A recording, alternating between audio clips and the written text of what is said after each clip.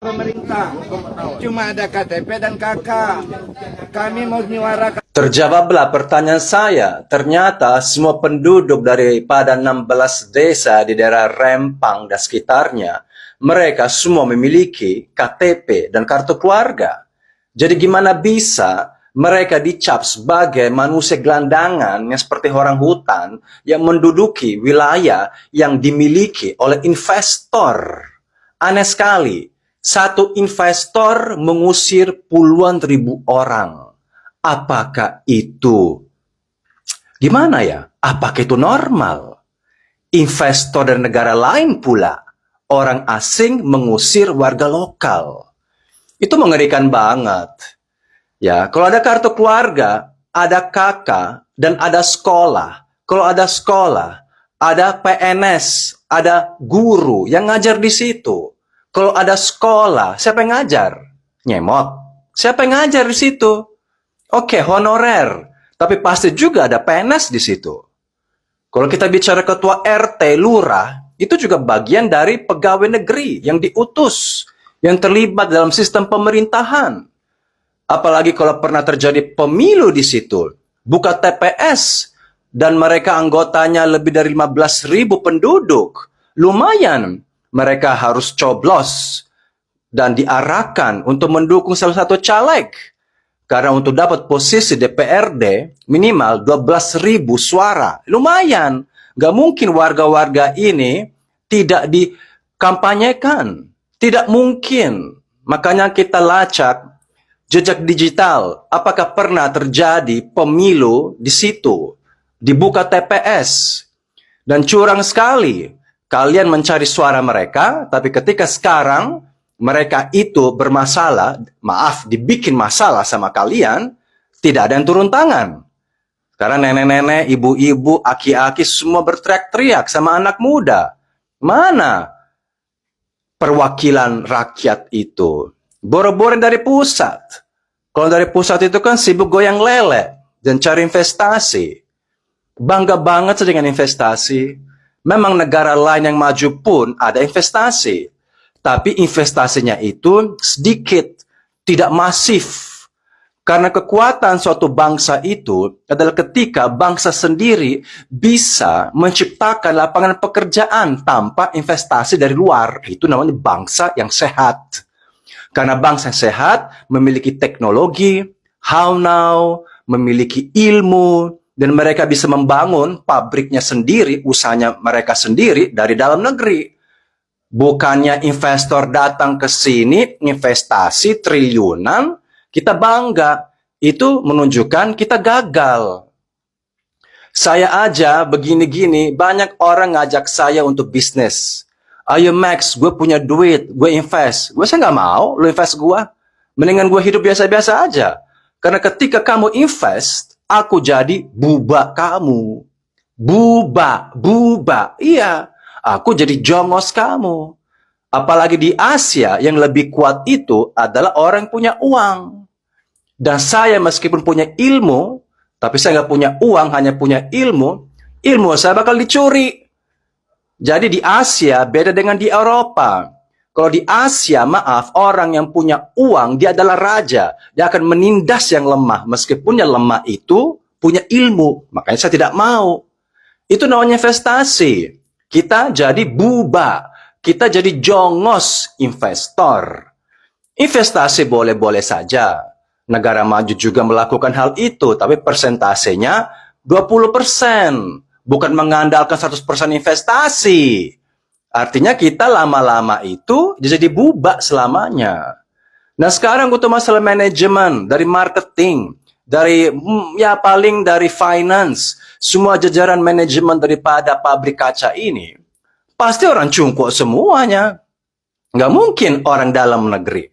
Karena mereka harus satu bahasa, satu ilmu, satu sinergi, ya pasti orang cungkuk semuanya. Yang dikasih pekerjaan itu hanya ya orang lokal, ya jadi buba, ya jadi buruh. Dengan UMR yang sangat-sangat terbatas. Ya paling nanti ada demo lagi lah, mereka minta UMR dinaikin lah, ya klasik-klasik lah masalah seperti itu saja. Dan apakah ada jaminan bahwa nanti hanya penduduk Pulau Batam dan sekitarnya akan mendapatkan pekerjaan. Hanya khusus mereka. Belum tentu. Nanti juga dikasih pekerjaan sama orang-orang dari Pulau Jawa. Dari Manado, dari Sulawesi, dari Papua. Karena kita bebas. Negara yang bebas, semua bisa datang. Itu tidak adil juga. Jadi orang-orang ini digusur ke rumah susun. Bayangkan saja. Seperti di Kampung Melayu di sini di Jakarta. Yang mereka terbiasa hidup di alam bebas, lihat pohon, mereka bisa bertani, mereka bisa mancing, cari ikan, tiba-tiba di rumah susun. Itu kan orang bisa bunuh diri. Itu bisa gila. Satu petak lo lagi di mana lo tidur, makan, berak satu tempat. Itu pun butuh proses. Apalagi apakah ada lift di situ? Yang nggak ada lift juga. Orang tua harus naik 5 lantai. Memang ada rumah susun 1 lantai. Minimal 5 lantai ke atas. Ke rumah susun di Jakarta itu. Ya. Dan orang tua harus naik sampai lantai 5. Itu juga nggak dipikirkan karena tidak ada rasa kemanusiaan. Masa saya harus ngomong kayak gini? Saya ngomongnya itu fakta loh, lapangan loh. Bukan halu-halu ideologi tinggi-tinggi. Ya. Jadi jangan bangga investasi. Buktinya ratusan tahun. Itu apa namanya Freeport. Apakah memberikan dampak yang luar biasa kepada Konoha? Tidak. Batu bara dibeli, investasi emas, apa segala macam. Apakah rakyatnya jadi makmur? Enggak juga kok. Yang makmur kan tetap segelintir orang. Yang pegang saham. Ya, 9 cacing pita itu. Jadi ya sudahlah, saya sih tidak memahami ya, kok bisa terjadi seperti ini. Kalau mereka memiliki kartu keluarga dan KTP, mereka adalah sah penduduk di situ dan tidak boleh digusur. Sekarang solusinya adalah sosialisasi dan bikin referendum dan ditunda. Kalau kalian bisa tunda proyek ini 18-20 tahun, artinya sudah basi. Ya. Tanah investor ini harusnya kan kalau sudah kadaluarsa 20 tahun, 30 tahun gak diapa-apain tanah, ya harusnya kalau lo beli tanah, lo bangun dong. Itu adalah proyek developer ya di perumahan. Boleh sekarang beli tanah, tapi cepat bangun, jangan kosong. Ya dong, karena akhirnya jadi rumah hantu semuanya. Beli tanah tapi kosong, beli rumah tapi kosong, jadi rumah hantu. Harus ditempatin. Itu kayaknya sudah ada undang-undang baru, ya. Jadi kamu melentarkan tanah bertahun-tahun, puluhan tahun harus kembali kepada negara. Kalau memang transaksinya terjadi tahun 2001, 2004, lah terserah itu kapan, langsung dieksekusi. Kenapa harus tunggu 20 tahun? Ya jadi basi dong. Yang salah investor. Apakah karena sekarang mau buru-buru? Karena masanya mau selesai. Jadi semuanya harus deal-deal sekarang.